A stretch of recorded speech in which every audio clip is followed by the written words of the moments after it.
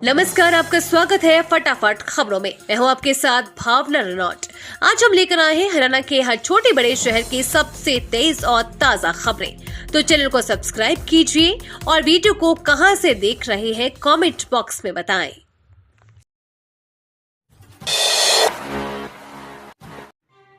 नंगल चौधरी में बारिश के साथ गिरे ओले, लोगों को गर्मी से मिली राहत, ठंडा हुआ मौसम। नानौल के नंगल चौधरी क्षेत्र में दोपहर बाद करीब 1 घंटे बारिश हुई। वहीं कुछ एक गांव में ओलावृष्टि भी हुई है, जिससे लोगों ने गर्मी में काफी हद तक राहत महसूस की है। बरसात के साथ क्षेत्र के कुछ एक गांव में ओलावृष्टि भी हुई, जिससे मौसम में ठंडक घुल गई है। वहीं आसमान में बादल छाने और बरसात से दिन के तापमान में भी गिरावट दर्ज की गई है। भीषण गर्मी के बीच हुई बरसात का लोगों ने जमकर लुत्फ उठाया। वहीं इस बरसात ने वन्य जीवों और पेड़ पौधों के लिए औषधि का काम किया है। सुबह से ही मौसम में उतार चढ़ाव देखने को मिल रहा था। सुबह से ही बादलों और सूरज के बीच लुका छिपी का खेल चल रहा था। दोपहर 2 बजे बाद आसमान में बादल छा गए और बरसात शुरू हो गई, जिससे काफी हद तक लोगों को भीषण गर्मी से राहत मिली है। बता दें कि पिछले सप्ताह और भर से लोगों व जीव जंतुओं को भीषण गर्मी और जोरदार तेज धूप का सामना करना पड़ रहा था।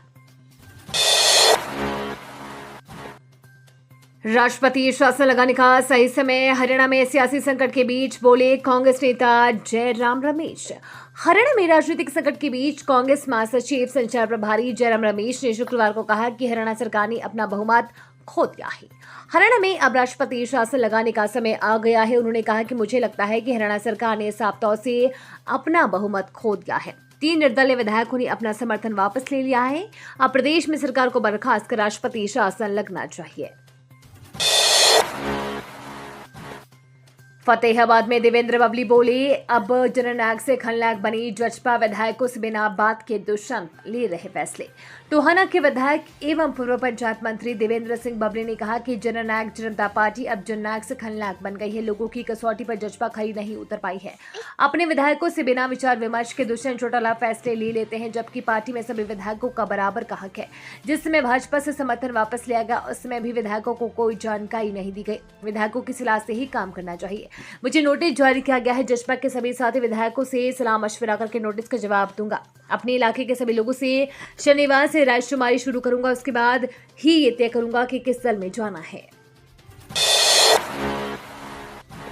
रोहतक पहुंचे डीजीपी शत्रुजीत कपूर, कहा 25 जुलाई से लागू होंगे पुलिस संहिता के नए कानून, कर्मी कर रहे सराहनीय काम। हरियाणा पुलिस महानिदेशक शत्रुजीत कपूर ने आज पुलिस ट्रेनिंग सेंटर सुनारिया के पीओपी ग्राउंड में आयोजित एक्स सर्विसमैन के रिक्रूटमेंट के basic course batch number S14 की पासिंग आउट परेड का निरीक्षण किया व सलामी ली।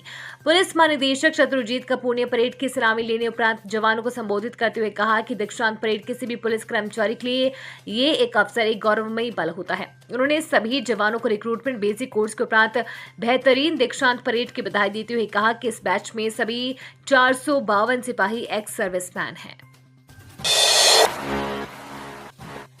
रोहतक में नई राजनीति, बीजेपी के अरविंद शर्मा को हराने के लिए कांग्रेस पर डर्टी ट्रिक्स का आरोप।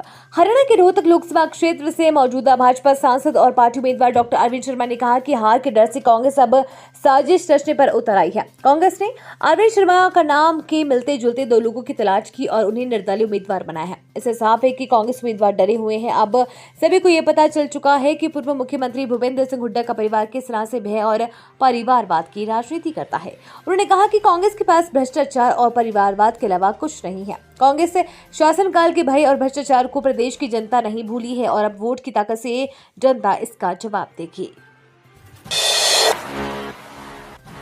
हरियाणा में डेंगू पकड़ रहा, रफ्तार मिले डेंगू के मामले, स्वास्थ्य विभाग हुआ अलर्ट। डेंगू का एक और मामला सामने आने के बाद जिले में मामलों की संख्या 4 तक पहुंच गई है, जिससे स्वास्थ्य अधिकारियों के बीच खतरे की घंटी बज गई है। इन मामलों में एक करनाल, तरौरी, घरोंडा और इंद्री से हैं।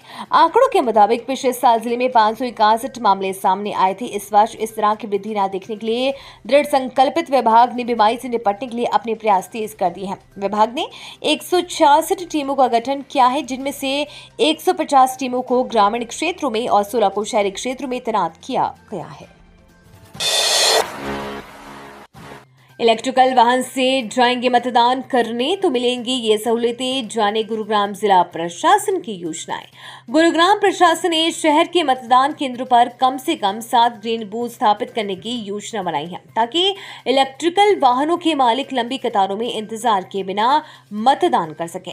प्रशासन ने पर्यावरण को लेकर जागरूकता को बढ़ावा देने के लिए ये कदम उठाया है। प्रशासन ने कहा कि ईवी में आने वालों को निःशुल्क चार्जिंग स्टेशन के साथ विशेष पार्किंग स्थल मिलेंगे। यह आदेश एक ही ईवी में आने वाले परिवारों तक भी लागू होता है, लेकिन ये तुरंत स्पष्ट नहीं हुआ कि एक से ज्यादा लोगों के साथ ईवी से यात्रा करने वालों पर लागू होता है या नहीं। फतेहाबाद में किसानों की महापंचायत, बीजेपी के विरोध का ऐलान, डीसी से मिलकर समस्याओं के समाधान की मांग। फतेहाबाद में किसानों ने अनाज मंडी में महापंचायत का आयोजन किया। महापंचायत में पंजाब से किसान नेता, जनरल सेक्रेटरी, किसान सभा मेंबर, संयुक्त मोर्चा, संयुक्त किसान मोर्चा के स्वर्ण सिंह और बूटा सिंह ने भी भाग लिया। इस दौरान किसानों ने बीजेपी के विरोध का ऐलान किया। पंचायत के बाद किसान डीसी से मिलने पहुंचे और अपने मुद्दे रखे। किसान नेता मनदीप नाथवान ने बताया कि बाढ़ मुआवजा न मिलने समेत कई समस्याओं को डीसी के सामने रखकर निराकरण की मांग की गई है। सीमा हैदर के वकील का लाइसेंस रद्द करने की मांग। पानीपत के वकील ने 18 जगहों पर भेजी शिकायत, कानून तोड़ने का आरोप। पाकिस्तान से भारत आई सीमा हैदर के वकील डॉक्टर एपी सिंह का लाइसेंस रद्द करने व अनुशासनात्मक कार्रवाई करने की मांग की गई है। इसके लिए सीमा हैदर के पाकिस्तानी पति गुलाम हैदर के वकील मोमिन मलिक ने राष्ट्रपति सहित 18 जगहों पर शिकायत भेजी गई है, जिसमें कानून तोड़ने का आरोप लगाते हुए एडवोकेट एपी सिंह का लाइसेंस रद्द करने की मांग की है। चरखी दादरी पुलिस ने बच्चे को माता पिता से मिलाया। दिल्ली से आते हुए बिछड़ा, 2 घंटे की मशक्कत के बाद मिली परिजन। चरखी दादरी में दिल्ली से गृह प्रवेश कार्यक्रम में शिरकत करने अपने माता पिता के साथ आया एक बच्चा परिजनों से बिछड़ गया। सूचना मिलने पर पुलिस की टीम ने मौके पर पहुंचकर अथक प्रयास से उसके माता पिता को तलाश किया, जिसके बाद सकुशल बरामद कर बच्चे को परिजनों के हवाले कर दिया गया। पुलिस प्रवक्ता ने बताया कि डायल 112 पर सूचना प्राप्त हुई कि एक बच्चा रो रहा है और अपना पता नहीं बता पा रहा है। इस सूचना पर ERV नंबर 0156 तुरंत ज्योति अस्पताल मेजबान चौक के नजदीक पहुंची।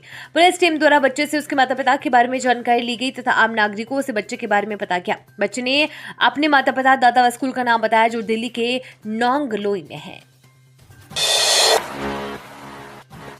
हिस्सा लोकसभा से जसपा प्रत्याशी नैना चौटाला के काफिले पर हमला, एक महिला कार्यकर्ता का हाथ टूटा। हिस्सा लोकसभा के अंतर्गत आने वाले उच्चाना उपमंडल के गांव रोजखेड़ा में दोपहर बाद चुनाव प्रचार के लिए आई जसपा की प्रत्याशी नैना चौटाला के काफिले पर कुछ लोगों ने हमला कर दिया। इस हमले में एक महिला कार्यकर्ता का हाथ टूट गया, जबकि कुछ कार्यकर्ताओं को चोटें आई हैं। सभी नागरिक अस्पताल उच्चाना में दाखिल करवाया गया है। दिग्विजय चौटाला ने कांग्रेस प्रत्याशी जयप्रकाश पर हमला करवाने के आरोप लगाए हैं। वहीं दुष्यंत चौटाला भी नागरिक अस्पताल उच्चाना में पहुंच गए हैं। ये थी आज की फटाफट खबरें। हम मिलेंगे अगले बुलेटिन में, तब तक के लिए धन्यवाद और जय हिंद।